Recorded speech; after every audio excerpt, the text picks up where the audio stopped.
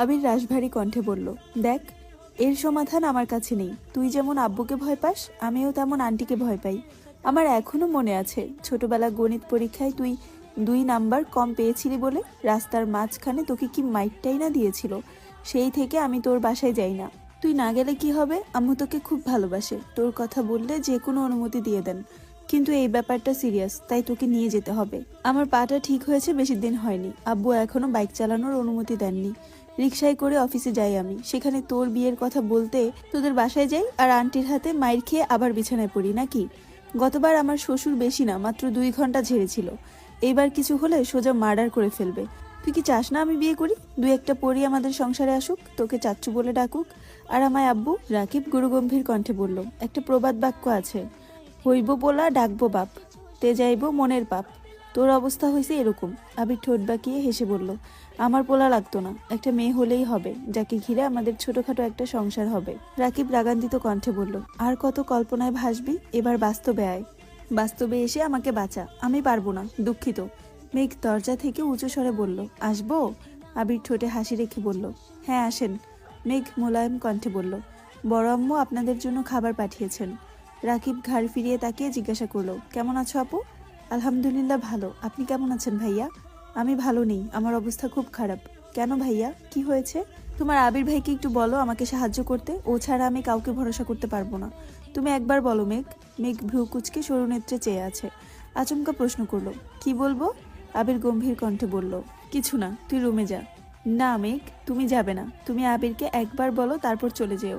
মেঘ আবারও প্রশ্ন করলো, বলবো কি আমি? তুমি বলো আমাকে যেন আবির সাহায্য করে।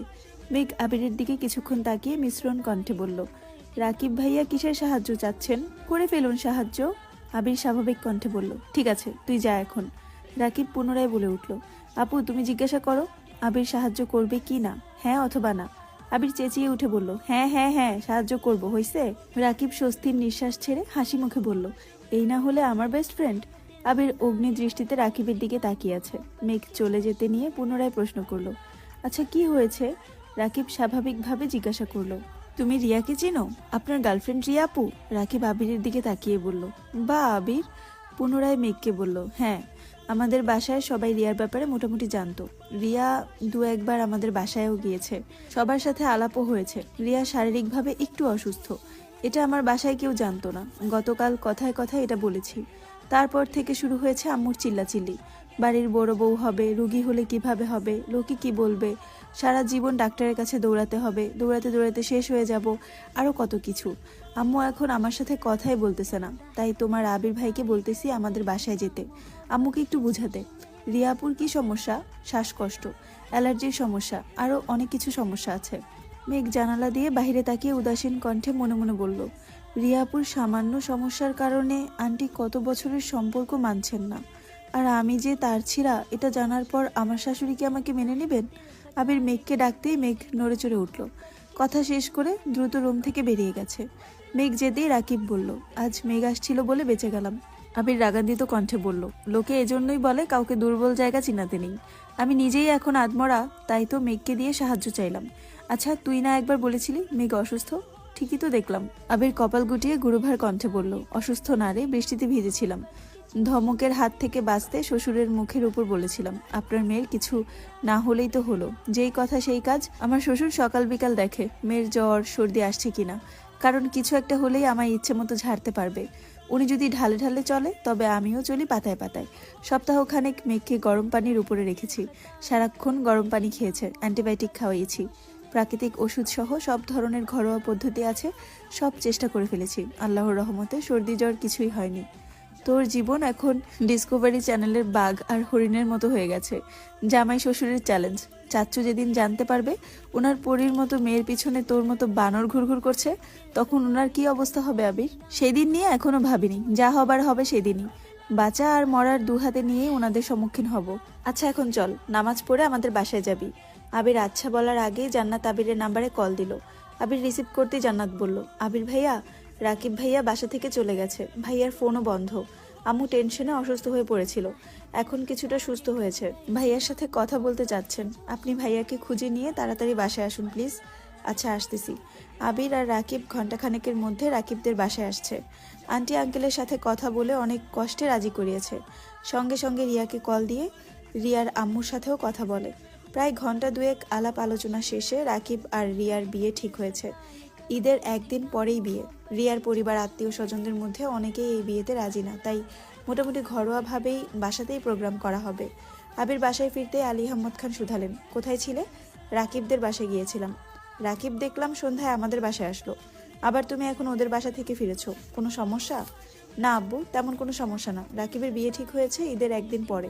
আলী আহমদ খান রাশভারী কণ্ঠে বললেন, কোথায় ঈদের পর তোমার বিয়ে হওয়ার কথা ছিল, তা না হয়ে তোমার বন্ধুর বিয়ে করছে। ভালো ভালো, আবিরের মনে মনে আওড়ালো। যাকে বিয়ে করতে চাই তাকে বিয়ে না দিলে এই ঈদ কেন? একের পর এক ঈদ কেটে গেলেও আবির অন্য কাউকে বিয়ে করবে না। দেখতে দেখতে সময় পেরিয়ে যাচ্ছে। এক সপ্তাহের পরই ঈদ উল ফিতর। খানবাড়িতে শপিংয়ের মেলা বসেছে। আলী আহমদ খান, ইকবাল খান, মোজাম্মেল খান তিনজনই আলাদা আলাদাভাবে সবার জন্য জামাকাপড় এনেছে। বছরের একবারই ওনারা নিজে শপিংয়ে যান। তাছাড়া তানবীরও সবার জন্য জামাকাপড় এনেছে।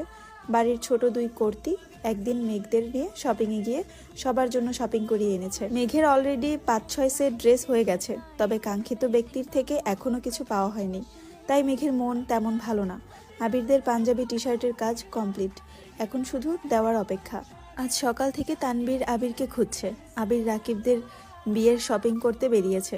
আবির দুপুরের দিকে বাসায় আসতেই তানবীর ছুটে গেল। আবির নির্বিকার ভঙ্গিতে জিজ্ঞাসা করলো, কি হয়েছে তোর? তানবীর অনিচ্ছ হেসে বলল, ওর জন্য একটা ড্রেস কিনেছি, কিভাবে দিব বুঝতে পারছি না, হেল্প করো। আমার হেল্প করতে হয় কেন? সামনে যেতে না চাইলে নিজের বুদ্ধি কাজে লাগা। মানে তোর বোনকে যেভাবে গিফট পাঠিয়েছিলি সেভাবে পাঠা। ও যদি না পড়ে এত চিন্তা করলে অকালে চুল পেকে যাবে।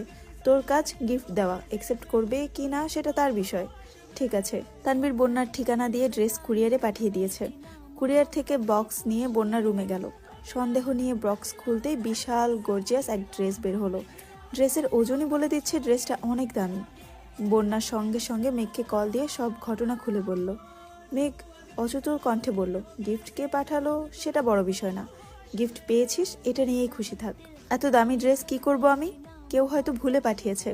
মেঘ তড়িৎ বেগে বলল, আরে বোকা, ঠিকানা তোর বাসার, ফোন নাম্বার তোর, মানে কেউ ইচ্ছে করেই তোকে পাঠিয়েছে। আমি এই ড্রেস পরবো না, যেভাবে আছে সেভাবেই রেখে দিব।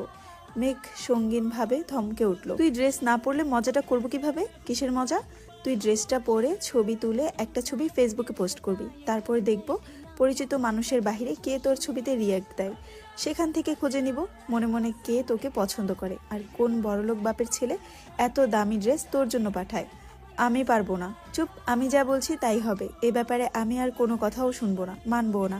কিরে, তোর আবার কি হলো? না, দেখছিলাম আবির ভাইয়ের স্টাইলে কথা বললে কেমন লাগে। রাখি এখন, টাটা। আগামীকাল ঈদ। মেঘ এখনো অপেক্ষায় আছে আবির তাকে একটা ড্রেস গিফট করবে, আর সেটা মেঘ ঈদের দিন সকালে পরবে। অথচ আবির এখনো ড্রেস দিচ্ছে না। এদিকে দুপুর থেকে হালিমা খান মেঘদের পার্লারে যেতে বলছেন। মেহেদি দেওয়ার জন্য বুকিং দিয়ে রেখেছে আরও 1 মাস আগে, কিন্তু মেঘের পার্লারে যাওয়াতে মনোযোগ নেই। এক ফাঁকে মেঘ ছুটে গেল আবিরের রুমে। আবিরকে ডেকে বলল, আবির ভাই, আপনি আমায় মেহেদি দিয়ে দিবেন না? কেন? মেহেদি আর্টিস্ট কোথায়? আর্টিস্টের কাছে দিব না, আপনি রাতে দিয়ে দিবেন। আমি পারবো না। মিমকে নিয়ে তাড়াতাড়ি মেহেদি দিতে যা, ইফতারের আগে আগে চলে আসিস। মেঘ কাঁদো কাঁদো কণ্ঠে বলল, মাইশাপুর বিয়েতে আপনি কত সুন্দর করে মেহেদি দিয়ে দিয়েছিলেন, আজকে একটু দিয়ে দেন না প্লিজ। আবির রাগান্বিত কণ্ঠে বলল, মেঘ উল্টাপাল্টা বায়না ধরবি না, যা বলছি তা শোন। মেঘ মন খারাপ করে নিজের রুমে চলে গেছে। মেহেদি দিবে না বলার পরও বাড়ির সবাই জোর করে পার্লারে পাঠিয়েছে। সন্ধ্যার দিকে বাসায় ফিরেই মেঘ দেখলো তার বিছানার উপর একটা শপিং ব্যাগ। শপিংয়ে 2টো ড্রেস, একটা হলুদ রঙের আর একটা গাঢ় নীল রঙের। 2টা ড্রেসই খুব সুন্দর, তবে মেঘের নীল ড্রেসটা বেশি পছন্দ হয়েছে। মেঘ ড্রেস দেখতে দেখতে আজান পড়ে গেছে। মেঘ দ্রুত ইফতার করতে চলে গেছে। ইফতার করে রুমে এসে নামাজ শেষে আবারও ড্রেসগুলো দেখছে। আবির ঈশান নামাজ পড়ে বের হতেই মেঘ আবিরের জন্য ডিজাইন করা 2টা পাঞ্জাবি আর টি শার্টগুলো আবিরের রুমে রেখে আসছে। তানবীরের রুমেও একটা পাঞ্জাবি আর একটা টি শার্ট রেখে আসছে। আবির কিছুক্ষণ পর রুমে এসে দেখলো পাঞ্জাবির উপর ছোট্ট একটা চিরকুট। হাতে নিতেই দেখলো এতে লেখা, আপনার স্প্যারোর দেওয়া প্রথম পাঞ্জাবি, ভালো লাগলে চোখ খুলে পড়বেন, ভালো না লাগলে চোখ বন্ধ করে পড়বেন, তবুও পড়তেই হবে। সাথে আরেকটা চিরকুট লেখা, আপনি আমার কোমল মনে আঘাত দিয়েছেন, তাই আমি রাগ করেছি, খুব রাগ করেছি। সামান্য একটু মেহেদি দিয়ে দিলে আপনার খুব বেশি ক্ষতি হয়ে যেত।